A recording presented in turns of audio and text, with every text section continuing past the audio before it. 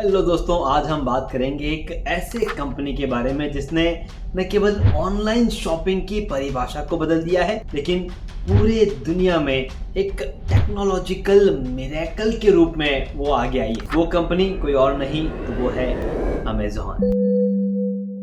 किस तरह से अमेज़न की शुरुआत हुई और आपको ये जान करके ताजुब होगा कि 1994 में अमेज़न एक ऑनलाइन किताबों की दुकान थी। अमेज़न का उस वक्त जो थॉट प्रोसेस था वो ऑनलाइन शॉपिंग को लेकर के नहीं था, लेकिन उस वक्त इंटरनेट का ज़माना नया नया आया था और उसी नए नए इंटरनेट के ज़माने को जेफ बेजोस ने पहचान लिया था। और सबसे पहले हम क्या सेल कर सकते हैं ऑनलाइन में, तो उन्होंने एक बुक स्टोर को चुना कि हम बुक्स ऑनलाइन सेल करेंगे। हमारे पास जो बुक्स हैं वो हम ऑनलाइन बेचेंगे और वहाँ से अमेज़न की शुरुआत हुई। जैसे कि मैंने कहा, बुक से शुरुआत हुई।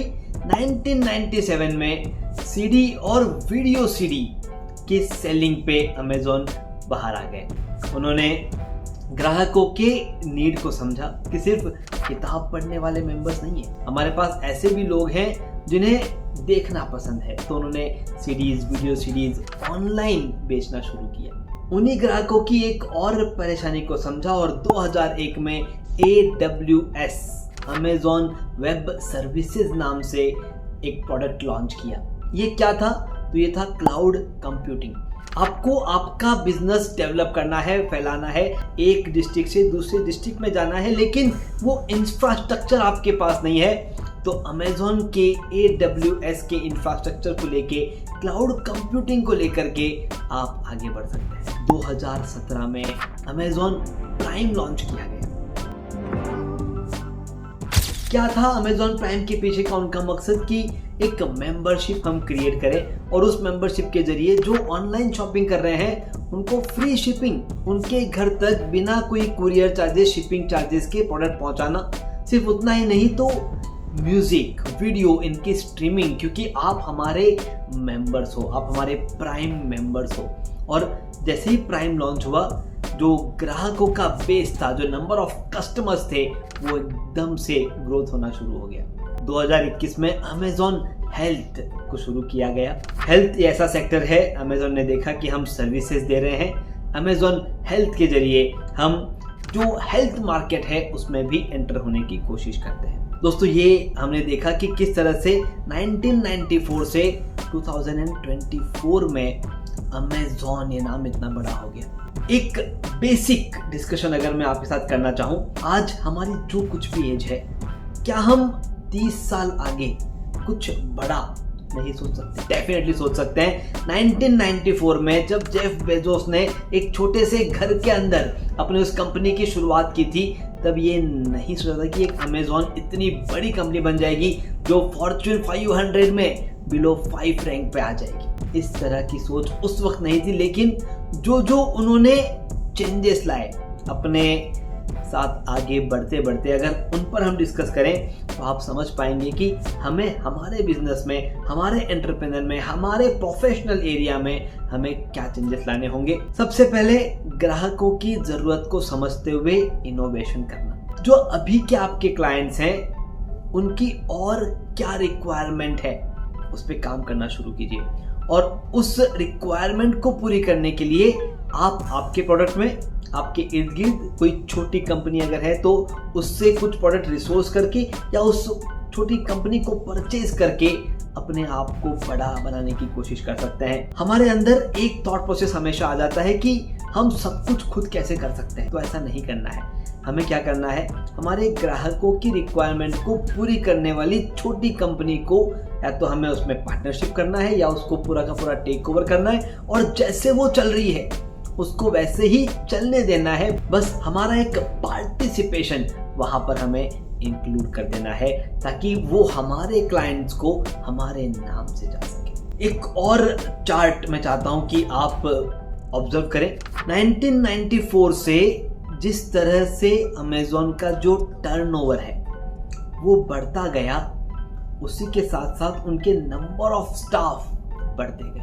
1994 टू 1996 में देयर वेर 0 स्टाफ, कोई स्टाफ नहीं थे ऑनलाइन मार्केट था और जेफ बेजोस अकेले ही काम करते थे। लेकिन जैसे ही इस कंपनी ने अगला प्रोडक्ट लॉन्च किया और देखा कि अब हमारे साथ हमारे कस्टमर्स, लॉयल कस्टमर्स जुड़ते जा रहे हैं, 1996 में उनका टर्नओवर जितना बढ़ा उसके 600%। तभी जो एम्प्लॉयज थे वो थे 614। अगर आप ऑब्जर्व करेंगे 2001 में जो रेवेन्यू था वो था 3122, जो एम्प्लॉयज थे वो भी 10 टाइम्स ग्रो हुए हैं, 7800 एम्प्लॉयज।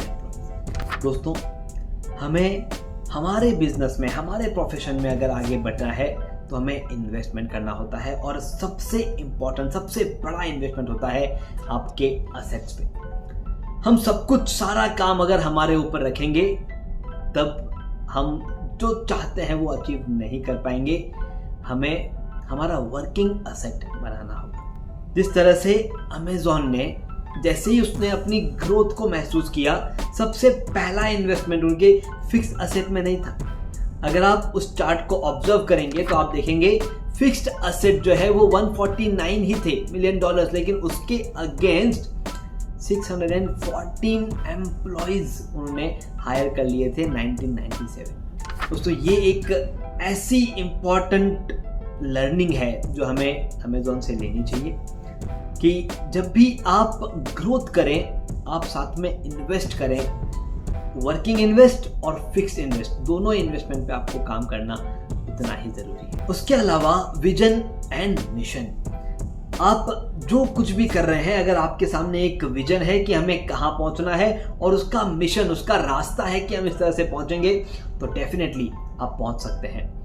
इनोवेशन में हमेशा अमेज़न ने इन्वेस्ट किया है।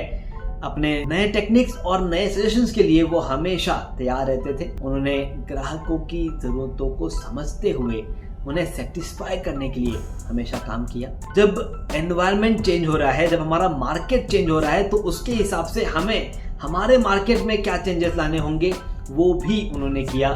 2019 और 20 अगर आप ऑब्जर्व करेंगे तो उन्होंने अपने एम्प्लॉयज को कम करते हुए कॉस्ट को रिड्यूस करने की कोशिश की, क्योंकि उस वक्त मार्केट की वो अलग रिक्वायरमेंट थी।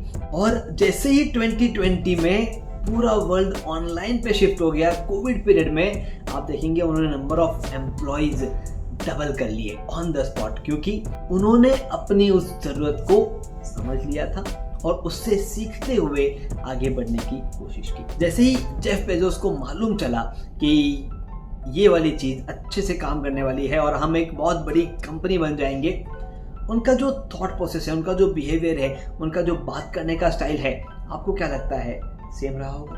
बिल्कुल नहीं, वो बदल चुका था, अपडेट हो चुका था।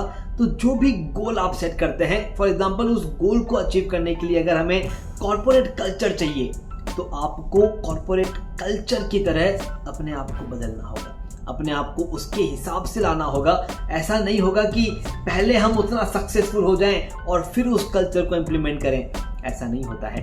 अगर आप कहते हैं कि मैं बॉनफायर के सामने बैठा हूं और जब बॉनफायर मुझे आग देगा तब मैं लकड़ियां डालना शुरू करूंगा, ऐसा नहीं होता है। आपको सबसे पहले उस कल्चर को अपनाना होगा और फिर आप देख सकते हैं कि वो कल्चर धीरे धीरे आपके टीम में डिस्ट्रीब्यूट होना शुरू हो जाएगा और वो हमें होते हुए देखना है। और भी कुछ लर्निंग्स हम अलग अलग बिजनेसेस से इम्प्लीमेंट करके, उनसे बाहर निकाल करके आपके साथ जरूर शेयर करेंगे। अगर किसी एक कंपनी के बारे में आप अधिक जानना चाहते हैं तो कमेंट बॉक्स में जरूर लिखें। अगर आपको लगता है कि ये वाली टेक्निक किसी एक प्रोफेशनल के, बिजनेस ओनर के लाइफ में डेफिनेटली काम आ सकती है तो इसे शेयर जरूर करें। अगर आपको लगता है कि इसमें से एक टेक्निक आप खुद यूज करने वाले हैं तो लाइक बटन पे क्लिक जरूर बनता है। और अगर अभी तक हमारा जुड़ाव नहीं हुआ है तो देरी किस बात की है, आपके साथ जुड़कर हमें अच्छा लगेगा। Thank you very much. मैं आपका टाइम मैनेजमेंट लाइफ कोच अखिल पाहेती। हमारी टैगलाइन है manage your time, manage your life.